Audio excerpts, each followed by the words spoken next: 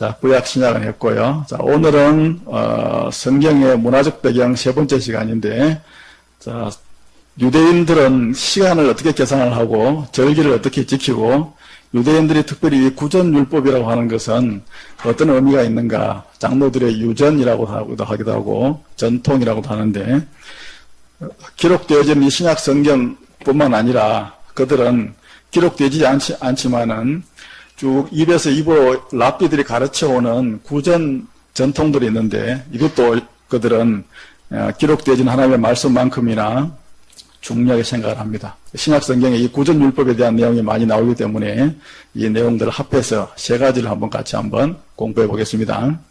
자, 유대인의 달력은, 우리는 음력, 양력 두 가지가 있는데 유대인은 거기에다가 한 가지 더 있습니다. 종교력이 있습니다. 종교력. 이 세 가지 중에서 유대인들은 종교력을 가장 중요하게 생각합니다. 그래서 모든 성경의 절기는 음력, 양력으로 되어 있는 게 아니고 종교력으로 되어 있습니다. 종교력은 유대인들이 쓸 때에 음력이나 양력하고 전혀 다릅니다. 그 시기가.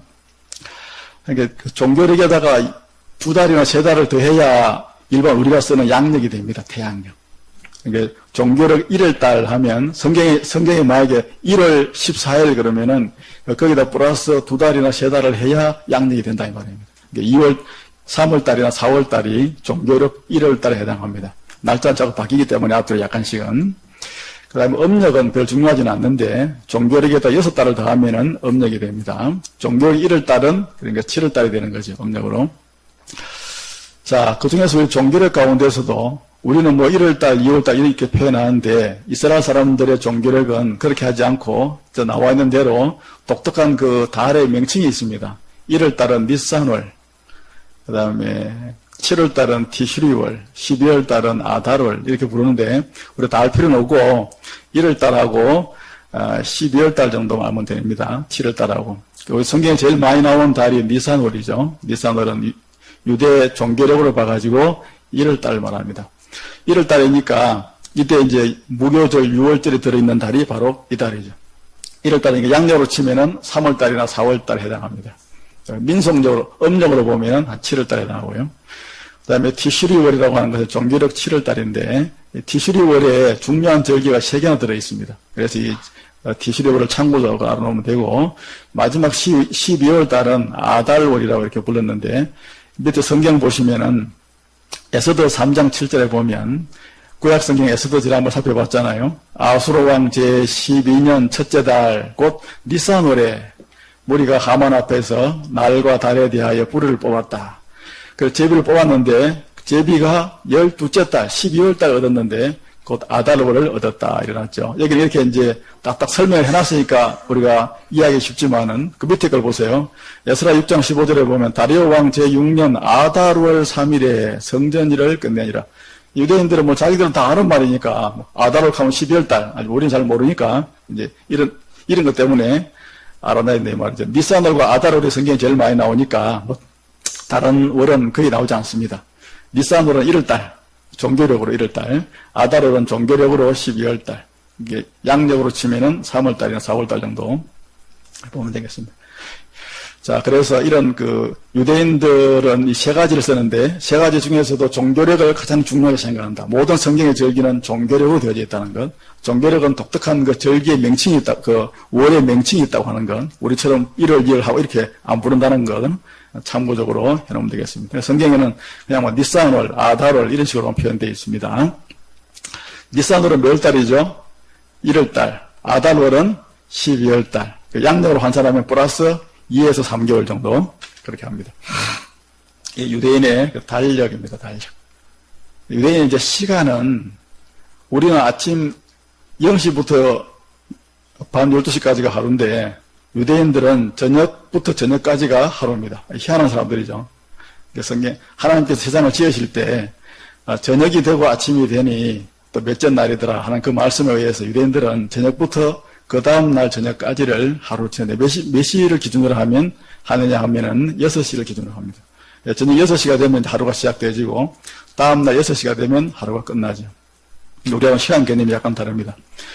밑에 출애굽기 12장 18절에 보면 무교병을 먹는 그 시간을 딱 정해놨는데 첫째 달, 그 달 14일 저녁부터 21일 저녁까지 모기병을 먹니 하루 동안 꼬박 이렇게 7일 동안 꼬박 모기병을 먹어야 되는데 그 7일 하루를 계산할 때 저녁부터 저녁까지 이렇게 표현했다 하는 것이죠.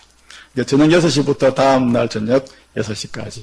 그러니까 하루가 다 끝이 나면 저녁 6시가 되면 끝이 나면서 다음날 하루가 또 시작됩니다.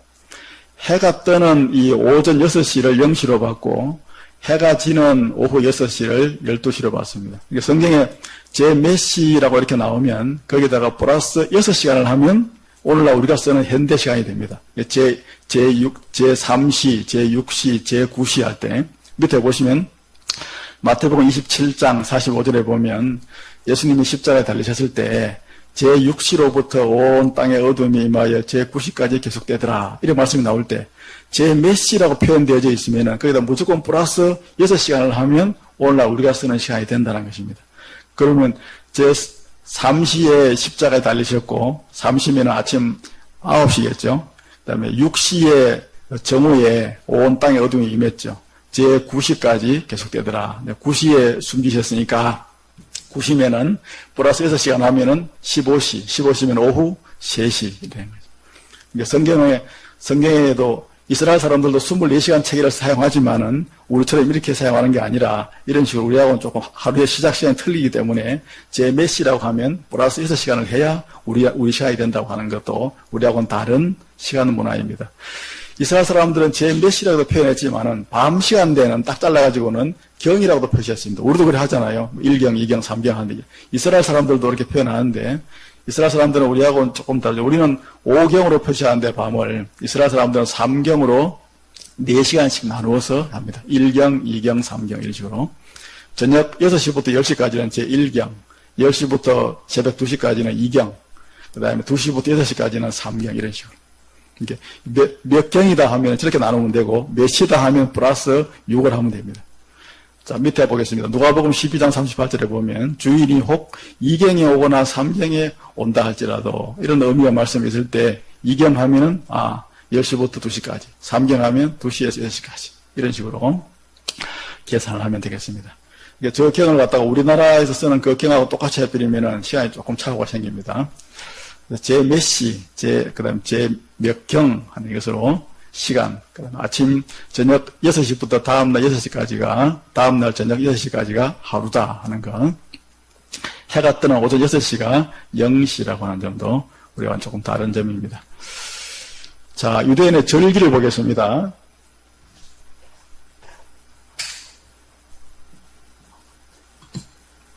유대인은 주요 절기가 7개가 있고, 나중에 생겨난 절기가 2개가 있어서 모두 9개의 절기를 지키는 사람들입니다. 참 많게도 많죠. 우리는 뭐 추석하고 설 2개밖에 없다고 볼 수 있는데 민속적인 절기는 7개 절기는 율법에 딱 규정된 절기입니다. 저 절기는 반드시 지켜야 되고 나중에 이제 보러 갔다 오고 난 다음에 2개의 절기가 더 생겼는데 9개 절기입니다. 7개의 절기가 이제 어떻게 나누죠? 우리가 여러 번 살펴봤는데 맨 처음에 있는 게 6월절, 그다음에 무교절, 초실절, 오순절, 나팔절, 속죄절, 장막절. 그래서 앞에 장을 떼면 유무초오 나속장 이렇게 외우면 됩니다. 유무초오 나속장 이렇게.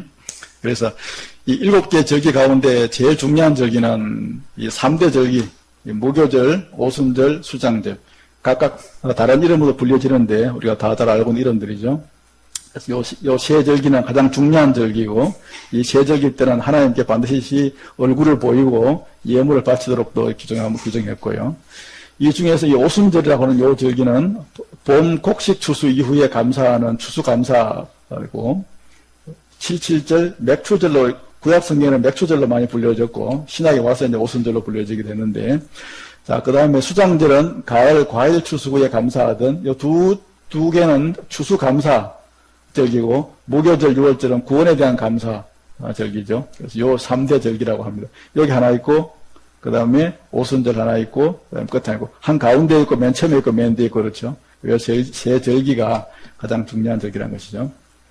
그래서 6월절부터 시작해서 오순절까지는 봄절기고, 봄에 지키는 주로 절기라면, 나팔절부터 장막절까지는 가을절기입니다. 그래서 요 봄과 가을, 여름에는 없고요. 이렇게 해서 절기 지켜야 되어지는데, 이 절기를, 이게 이제 유대인들이 지키는 7대 절기인데, 자, 6월절 우리가 잘 아는 거죠.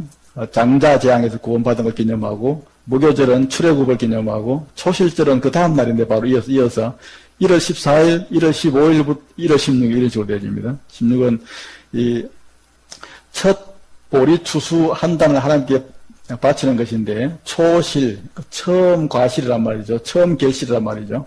그래서 예수님께서 그 부활의 첫 열매가 되신 날이 바로 또 이 초실절입니다. 예수님께서 이 절기대로 예수님의 구속사가 쭉 행해진 그것도 참 기이한 일입니다. 자, 보세요. 그 다음에 오순절이 있고, 오순절, 맥주절이고, 나팔절. 나팔절은 유대인들이 이제 신년으로 이렇게 지키기도 하고요. 7월 1일이지만은 민속력으로 보면 플러스 6이니까, 이제, 다음 1월 달이잖아요. 그래서 종교력 7월 1일이 유대인들은 신년으로 지키기도 합니다. 그 다음에 대속절 7월 10일 날, 대제사장이 1년에 딱 한 번 지성소에 들어간 날입니다. 그 다음에 장막절 15일부터 20일까지. 요걸 쭉 보면은 예수님께서는 이 6월절 1월 14일 날 딱 돌아가셨어요. 그도 1월 14일 날 양 잡는 시간이 오후 3시인데 오후 3시에 딱 돌아가셨어요. 그 다음 날 이제 무교절은 무덤에 계셨고, 그 다음에 초실절에 보시면 부활의 첫 열매가 되셔가지고 이 초실절의 의미를 그대로 이렇게 성취하셨고요. 그 다음에 이제 오순절 의미를 쭉 넘어와서 오순절은 성령님께서 이 땅에 이제 오심으로 그리스도의 임무가 서로 교대되었고요. 나팔절은 그리스도의 재림, 앞으로 재림과 관련되어진 절기가 아닌가 그렇게 추정이 되어지고, 대속절, 그다음에 장막절은 앞으로 예수님께서 이 땅에서 우리가 여러 번 공부했지만은 예수님이 다스리시는 이 나라의 왕국이 형성되어질 때 요 절기의 의미가 성취되어질 것이다 라고 봅니다. 그래서 요 전체 절기에 보면 쭉 보면 예수님의 그 대속죄, 우리의 그 속죄 사역하고 쭉 연관을 지니고 있다는 것을 우리가 볼 수 있습니다. 이것이 이제 유대인들의 그 7대 절기라고 하고요. 이 7대 절기와는 달리 두 절기가 더 있는데 그것은 불임절과 수전절이라고 하는 두 절기입니다. 이 불임절은 우리 에스더스에서 살펴봤잖아요. 이스라엘 사람들은 요 7개만 지키는 게 아니고 매일 성전에서 드리는 이 상번제라고 하는 요 제사, 이런 뭐 절기는 아닙니다만은 매주는 안식일을 지키고 매월은 월삭이라고 하는 이 월삭을 또 지킵니다. 7년마다 안식년을 지키고 50년마다 희년을 지키고, 이것은 기본적으로 늘 지키는 거고, 요거 외에 1년에 한 번씩 1년마다 지키는 그 절기가 9개가 있다는 것이죠. 그래서 율법 규정 외에 두 절기 중에 첫 번째 절기가 불임절이죠. 불임절. 에스더스에서 우리가 지난번 살펴봤지만은 이 불임절이라고 하는 것은 부르라고 하는 말에서 왔는데, 부르라는 것이 제비라는 뜻이거든요. 제비를 뽑는다. 제비를 뽑아가지고 이스라엘 백성들을 하만이 다 죽이려고 했는데 오히려 그날 하만의 일당들을 다 소탕한, 그것을 기념한 절기죠. 그렇게 이스라엘 백성들이 바벨론 포로 가가지고 페르시아 제국 시대에 있었던 그 수산성에서 있었던 바로 그 사건 때문에 생겨난 것이 이 불임절입니다.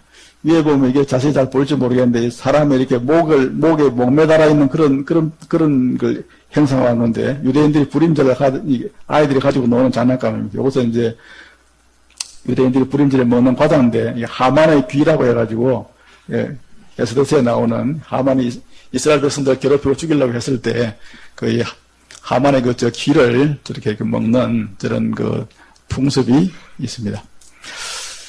그래서 이제 이게 이제 그 에스더서를 배경으로 해가지고 이 절기가 불임절이라고 하는 절기가 하나 더 생겨났고, 그다음 또 한 절기는 이제 수전절이라고 하는 절기인데, 수전절이라는 것은, 수라는 것은 보수한다 할 때 그 수, 저는 성전할 때 전자, 성전을 깨끗하게 보수했다 하는 그런 의미로 수전절이라고 합니다.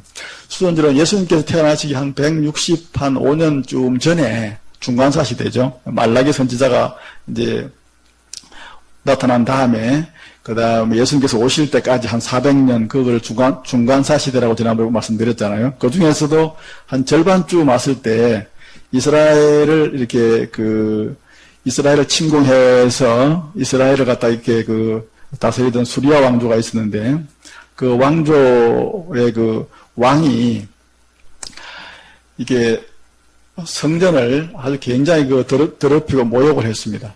그때 그것에 반기를 두고 일어난 사람들이 이제 있었는데, 그 마카비 가문에 그런 이제 여러 사람들이 일어나가지고는 그렇게 이제 그들과 전쟁을 해가지고는 또 그들 다 물리치고 성전을 깨끗하게 그렇게 정결하게 딱 청소를 했습니다.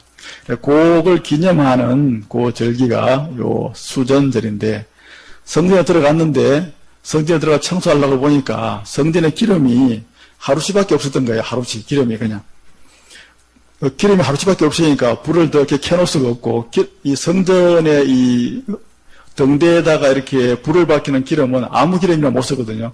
그거는 딱 율법에 어떠한 방법으로 만들어진 그런 거룩한 기름이라고 해서 성유라고 하는데, 성유는 딱 그 만드는 방법이 정해져 있고 만드는 사람도 아무나 못 만들어서 그 성유를 급히 이렇게 만들 수가 없었던 것입니다.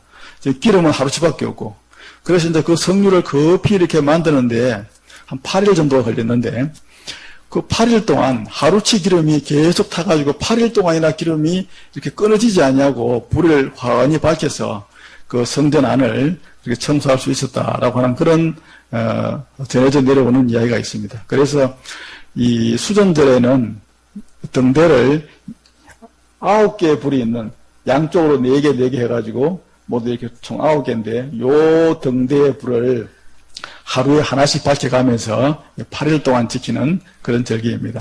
성전 안에 있는 등대는 모두 7개의 그 등잔대가 있는데, 수전절에는 8개짜리를 사용한다. 이런 점도 차이가 있겠습니다. 마카비라고 하는 이 장군이 성전을 갖다가 회복하고 난 다음에, 청결하게 하고 난 다음에 그때부터 지킨 그런 절기죠. 9월 25일이니까 여기다가 이거는 다 성경에 나오는 절기는 전부 다 종교력이니까 더하기 2에서 3개월을 더하면 11월, 12월 달이잖아요. 양력으로 치면은. 그때니까 이제 그 시기로 보면은 겨울철이죠.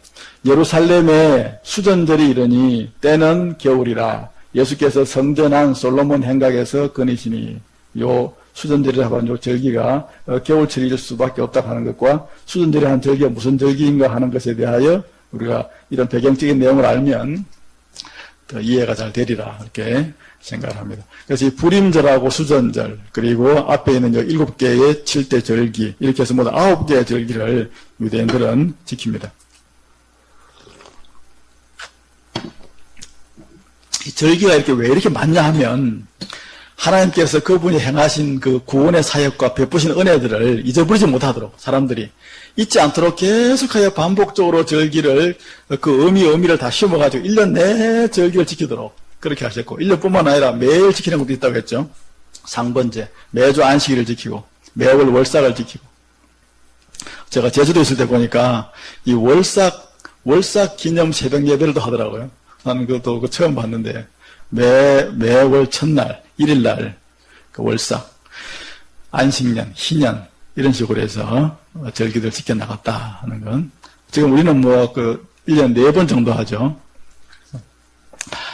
자, 이스라엘에는 이런 이제 시간과 달력과 그리고 절기가 있고, 그 다음에 이제 구전율법이라는 것이 있는데, 이 구전율법이 뭐냐 하면, 우리가 지금 보고 있는 이 성경은 기록된 율법이죠. 이거는 이제 우리로 치면은 완전히 성경인데, 이 성경 말고 자기들이 전해져 내려오는 그런 율법이 있습니다. 이스라엘 백성들 이걸 이제 구전율법이라고 불렀는데, 예를 들면은 안식일 계명이 있다면은, 안식일 계명은 성문율법이죠. 딱 기록된 율법이잖아요. 출애굽기 20장에 보면. 그런데 이 안식일 계명과 관련해 가지고 구전율법이 따로 있습니다. 그거는 뭐냐면 39가지 금지 규정이 있습니다. 안식일을 하지 못하는 것. 안식일을 기억하여 거룩히 지켜라 하는 것이 성문율법이라면, 그럼 어떻게 해야 거룩하게 지킬 수 있을 것인가 하는 구전율법으로 이렇게 정해져 있습니다. 이게 39가지나 되죠. 이런 식으로 구약 성경에 있는 모든 계명들에 대해서 세부적인 어떤 그 실천 사항들을 쭉 이렇게 나열해 놓은 그게 이제 구전율법인데, 이런 구전율법도 나중에 이렇게 책으로 이렇게 만들어졌습니다. 이걸 우리가 탈무드라고 합니다. 지금 우리가 흔히 많이 들어봤던 탈무드라고 하는 저 책이 구전율법을 쭉 기록해 놓은 그런 책이 되겠습니다. 이스라엘 백성들은 이 성문율법이나 이 구전율법을 다 똑같은 정도의 하나님의 말씀으로 인식했습니다. 그래서 신약성경에 뭐라고 불렀냐면 구전율법을 장로들이 쭉 전하여 준 그런 전통이다는 뜻으로 장로들의 유전, 장로들의 전통 이렇게 불렸고, 이런 것들을 이제 현대에 와서는 책으로 다 이렇게 이제 다 만들었는데 그 탈무드라고 하는 책으로 좀 전해져 내려오고 있습니다. 최초의 구전율법은 모세가 이제 시내산에서 하나님께로부터 이렇게 성문율법과 같이 함께 받았는데, 시간이 흐르면서 점점 랍비들이 그 내용을 첨가해가지고 계속 내용이 첨가되어져 왔다 합니다. 우리는 이제 구약을 해석할 때 신약을 참고를 하잖아요. 신약을 바탕으로 하면, 유대인들은 구약을 뭘로 해석하냐 하면은 신약을 인정하지 않으니까 유대인들은 이 탈무드를 가지고 구약 성경을 해석합니다. 탈무드 안에 예수님에 대한 그런 내용이 전혀 없습니다. 그러니까 유대인들은 예수님을 메시아로 인정하지 않습니다. 그만큼 유대인들은 이 장로들의 유전, 구전율법을 그렇게 중요하게 생각을 하고 있다 하는 점을 우리가 생각하면 되겠습니다. 그럼 이 구전율법에 대한 신약의 언급은 어떤 것이 있느냐? 이 마가복음에 보면 바리새인들과 모든 유대인들은 장로들의 전통을 지키어 손을 잘 씻지 않고는 음식을 먹지 아니한다는 말씀이 있죠. 이 말씀은 손을 씻지 않고 음식을 먹지 않는다는 이 말은 성경의 구약 성경 율법에 나오는 규정이 아니고 장로들의 전통, 즉 이 구전율법이었다 하는 것을 이렇게 표현하고 있는 것입니다. 시장에 돌아와서도 물을 뿌리지 않고는 먹지 아니한다.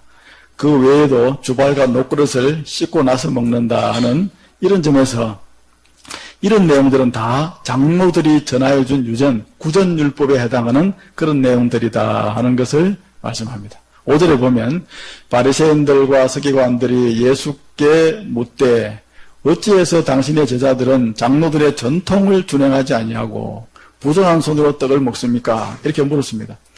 그러니까 왜 당신들은 장로들이 전하여준 이 유전을 갖다 안 지킵니까? 이렇게 물어보는 건데, 왜 그러냐면 이스라엘 백성들은 모세가 전하여준 이 율법이나 장로들이 전하여준 이 유전을 똑같은 정도로 중요하게 봤기 때문에 왜 안 지키냐고 이렇게 지금 따지는 거죠. 예수님께서는 잘 이렇게 뭐 손을 다 씻지도 않고 예수님의 제자들이 음식을 먹는 그런 일들이 있었던 것 같습니다. 6절에 보면은 이사야서를 쭉 인용을 하면서 8절에 보면 너희가 하나님의 계명은 버리고 사람의 전통을 지키는구나. 이런 말씀 있잖아요. 이런 말씀도 마찬가지. 하나님의 계명은 버리고 사람의 전통을 지키는구나. 이게 성문율법은 내버리고 구전율법만 지키는구나 하는 이런 의미로 말씀하죠.